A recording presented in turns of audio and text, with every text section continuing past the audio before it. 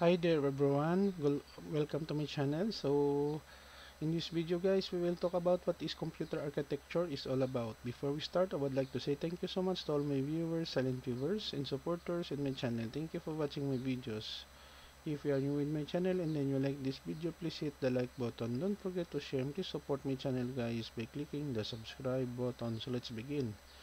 What is computer architecture? Computer architecture is the organization of the components which make up a computer system and the meaning of the operations which guide its function. It defines what is seen on the machine interface, which is targeted by programming languages and their compilers. Okay guys, so this is the end of my short video on what is our computer architecture is all about. Thank you so much guys for watching. I hope that you have learned something new in this video. If you like this video, please hit the like button. Don't forget to share and please support my channel guys by clicking the subscribe button. See you in the next video tutorial guys. This is your friend Jake saying bye bye for now.